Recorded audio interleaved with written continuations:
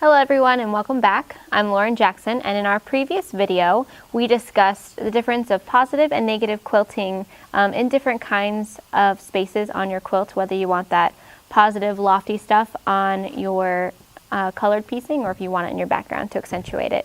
Now what I'm going to do is we're going to show you some different motifs that you can quilt. And they're for confident beginners. We're going to go over feathers, ferns, all kinds of different designs. We have PDFs for you that you can click on the link and get the PDFs and print them out. So you'll see me working on some worksheets here. And what I have, and this is a really nifty trick, everyone in my classes, they absolutely love it. You can actually go to Home Depot or Lowe's and grab some plexiglass and put some electrical tape around it, because you'll cut yourself if you don't. But it can make for a very great surface to practice your doodles on over and over without having to go through a lot of paper. And also, if you wanted to take that and put it on your quilt top, you could actually practice doing doodles on your quilt to see if you'd like the design as it plays out. So what we're going to do first, what you want to do is go ahead and print out those PDFs if you want to. Otherwise, you can practice on your own paper. And we're going to go ahead and get started. So we're going to do feathers, and we're going to practice all of our doodles first, and then we're going to take it to the machine. And there are different ways that you can quilt feathers. So first, there's the no backtrack way. Every time I practice the same way. You are what you continually do. So when I practice, I always draw myself a spine, okay? And now we're going to do some no backtrack feathers. We're going to follow that spine. So you go up and come around. But instead of touching the spine, we're not going to touch it. We're just going to follow back on this top part. So we've come around, we're going to follow on this top part up here. So it's kind of like the traditional path, but you're not following exactly on top of your previous feather. So you do that and you go all the way around. It's almost like making a bunch of half a hearts or ears. And everyone's style of quilting will be different. Okay? And when you do this, you can either tack off here, okay, and stop, or you can follow it around and bump back.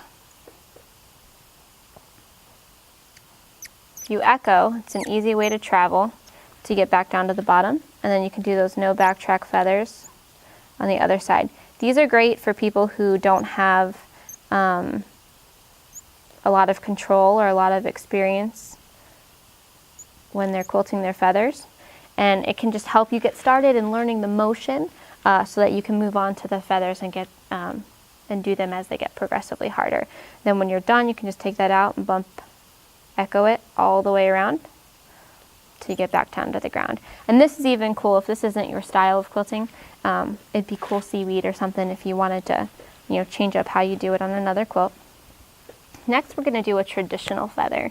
So the way that you would stitch or follow a traditional feather, you are following your top line. So we're going to go ahead and start with our half a heart, okay? And you're going to follow the top portion of that. You're going to stitch on it. That's called backtracking. When you stitch on stitches you've already done, you're backtracking on them. So we're going to backtrack onto that, come around and down and touch our spine. You follow the top portion of your feather, come up, around, and down. And you do that the whole way until you finished your feather. Now, as you can see, the different ways that you can stitch your feather, they give you different looks, depending on how you backtrack them. And then this one you can follow because you touch the spine, you can follow in the spine. If you're not great at backtracking, it might be best for you to bump out and back down to the bottom when you echo it. Or you can tack off and start back at the bottom, because I would hate, and I've done this before, if you do your feathers and you go all the way up your spine, and then when you come to backtrack down your spine, you cut off some of those beautiful points that you made in your feather. So just make sure that you know where you are. If you're practicing, keep practicing until you get better at it. Otherwise, if you're on a customer quilt and doing your own quilt, do what you know that you'll do well. So then when you come up the left side, you do your half of a heart again, and you just follow along that top. So we're backtracking on the top, up, around, and down. And it's all the same motion. It just, you're practicing stitching your feathers in a different way. and they all look different. We all have the ones that we love to do and some that we know how to do. Some that we're good at and some that we're not so good at. Okay, so that's our traditional feather. And then if you want to follow the other method, and I'm kind of taking these from like beginner to advanced, bump back feathers. You'll see here on the worksheet that we have a spine, and there are these little dash marks going from the top of my curve to the outer part of my sashing where I expect my feather to stop. So the boundaries where I'm going to have my feather, it goes from the arc of my curve to the outside of my boundary. These are great tools. I'm going to show you how this is great. When you have problems going around the arch and you're not sure how to tuck your feathers in, or you want feathers with pretty movement, these are the feathers, and this is the method that I use to get that. So for a bump back feather, you're actually going to do your half of a heart, right? But instead of following on that feather, you're going to come up and over and touch. And then you're going to backtrack just a little bit on this outer end, bump out, around, and down. So up and over and touch, bump back, around and down. So these are called bump back feathers, long arm heirloom feathers, because they allow you to get large swoops of feathers done very quickly. Now when you approach the line, it's important that as you're approaching it, you don't pass it, okay? So as I'm approaching it, I'm going to keep my feathers underneath it. That's a good, easy way to get my feathers into that curve. Now that I have gotten back to my spine, as I'm looping my feathers around, now as I'm going down towards my other feathers, I want to tuck my new feathers into those loops. So I am going to pass that imaginary line. It's going to give me some great movement to my feathers. So if you make that line just as you approach it, you don't pass it. Once you touch your spine, it's fair game. You loop around and you tuck them in. And it's a great way to really fill them in and get some movement. So you'll see that happening on our way back up. It's always tough on the left side when you're starting at the arch, because you want to fill this space up as much as possible and tuck it in. So touch, backtrack on the tip of the petal, bump out and down, touch, bump out and down, up and touch. It's hard to get this little pen all the way out there. So now we're approaching our line. We're not going to touch it. But as we come up to the top, we want to fill those feathers back in and fill up that space, so then those lines don't matter. But it's a great way to get some really good movement. And if you kind of see, you're creating blocks of feathers. But it's a really nice way to get them moving. So you can go ahead and erase, get a new sheet of paper. We're going to practice a little more with a fancy feather, where we add little curls and loops in there. So you're going to do this much like the bump back feather. You're going to draw your spine, make your marks from the arches to the edge of your sashing. We're going to make our heart, go up and touch, bump back, out and down. So now we want to do something fancy and put a little curl in there. So with the bump back feather, since you come up and around,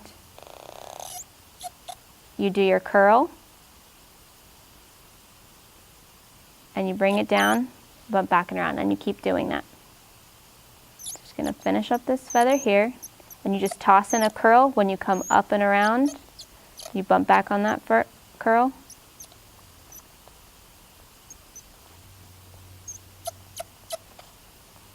It gives it a whole new look. Next, we're going to look at ferns. All right, so now we're going to go into how to do ferns. Now for me, when I am stitching, I find that if I think of an object that my design reminds me of, it helps me stitch them more consistently, more fluidly, and they all look like better repetitions of themselves. So when I'm doing ferns, I think of mustaches, like just a fancy mustache that you would see, you know, on gimmicky knickknacks. And so when I'm doing my ferns, I'm thinking of 1/2 of a mustache.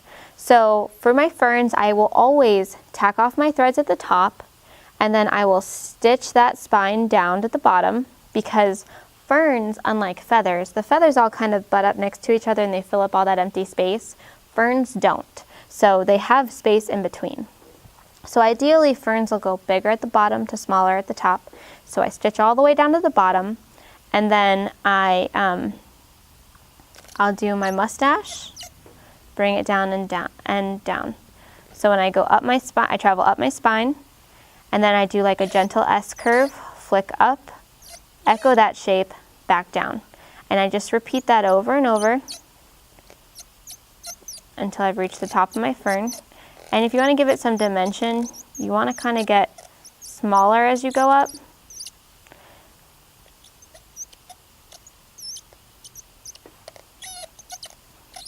And the tops look like just some little tips. That's kind of how they look like in nature. So then you can stitch that spine all the way down, or you can tack off your threads and go all the way back to the bottom, start again. And then you're just going to do the other half of your mustache. You can do that until you get all the way to the top. Now as you see, I can go from the bottom on my left and I go from the top on my right. That's just what makes sense to me. So I draw my mustache kind of upside down on one side, and it gives a very natural look to my fern. So that's how you do a fern. So now if you want to make that fern a little bit fancier, like I said, I like to start at the top.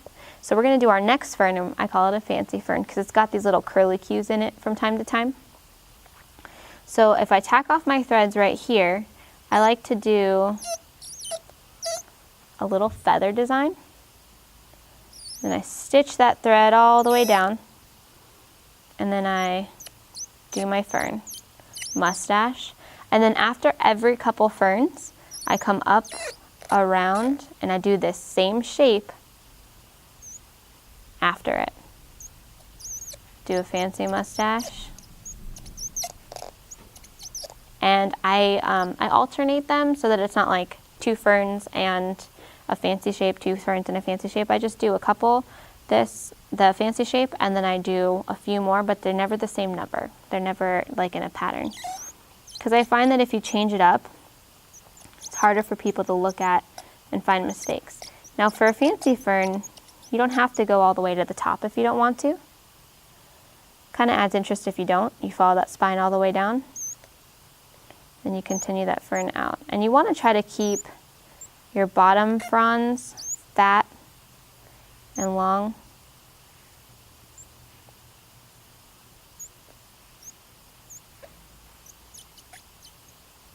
Add a fancy fern. You can add another fancy fern. And I like, just as my preference, to kind of do a couple spikes at the top of the curve. And then I'm finished with my fancy fern. So these are all very simple, very straightforward. I just want to equip you with the tools that you need to kind of learn your way around designs. And I'm sure, as many people have told you if you've watched various different quilting videos, free motion quilting is like you're in kindergarten all over again, learning a new handwriting technique. And everybody's handwriting is different, so you just have to get down the shapes and the motions so that you can create a handwriting that's unique to you.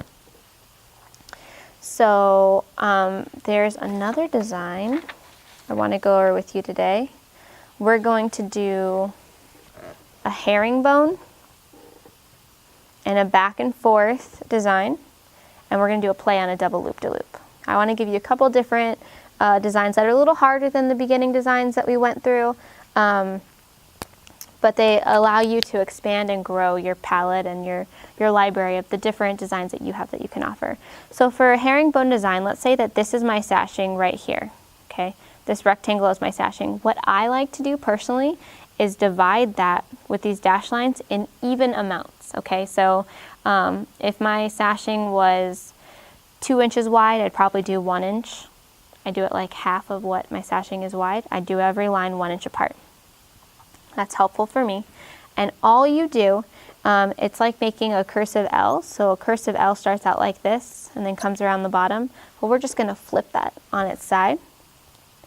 We're going to come up, and in the middle of our marked area between our first marked line and the edge of our sashing, we're going to do our loop. And when we come down to the bottom, that loop is going to come around that line that we marked. So essentially, you've got all of these on the top lining up and all of the ones in the middle lining up, and they look very symmetrical and opposite each other. So we're going to go up and around, sashing, middle, marked line, middle, marked line, middle, marked line, middle. And the more you practice with lines and different markings, the more consistent that you'll get with your quilting. So that's the idea behind a herringbone. So that's just a real quick, nice, dense filler that you can use. Actually, it can be as dense or as wide as you want. And you can use it in a lot of different shapes. So on the PDF that you have, you can practice. I wrote some diamonds in mine so that I could practice doing them left to right and up and down. They're really great fillers. So we're going to do a play on a back and forth and a double loop-to-loop kind of combined. So if you take the second portion of your worksheet and you do the back and forth design, it's kind of like doing a cursive M, but you just don't stop. Keep going up and around, okay? So now we're going to take what we learned with our herringbone and we're going to give ourselves 1 inch marks in our sashing. And we're going to take the double loop-to-loop design. If you remember from the previous video, a loop-to-loop is like this, and a double loop-to-loop comes around like that. And we're kind of going to do it where it looks more like a closed circle in a circle. So it's the same idea. You come up, around, do a circle and a little circle in it. You pass over that marking, go into the middle marking, pass over the middle, sit in the middle of your block, pass over the middle of your block. You just keep doing that over and over until it's completed. So it's nice to have these tools so that you can practice doing them consistently. And when we come back, we'll go over how to do a one-sided feather, and then we'll get ready to stitch. All right, so what we're going to do is go ahead and show you one more feather. I really like this one because it's a great, simple, maybe mid-custom filler for sashings. And the secret to this is having the same size and width arcs. You want them to be consistently the same side to side, top and bottom. So when you stitch this one, you want to stitch your spine first because your spine is what's connecting all of your feathers. So you stitch your spine from the direction that you're going to end your feather to the direction to where you're going to begin. So you start where you're going to stop and stitch your whole spine. So we're going to stitch our whole spine, and then you come back on that spine to stitch your feathers. So you stitch 3 feathers any way you want, traditional, bump back, however you want. You fill the area, okay? And then you do, when you stop, you just follow your spine a little bit and fill these in.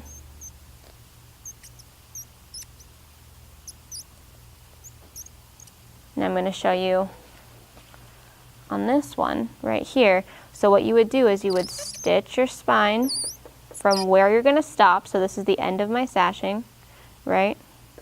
And your spine can actually touch your sashing if you want. It can touch your ditch lines.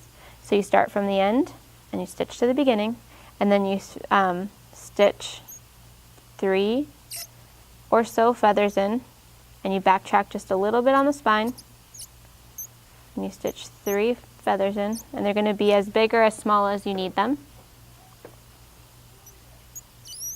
But you want to stitch the same amount of feathers in each arc, and you just keep going until you're done. It's a very easy filler to do.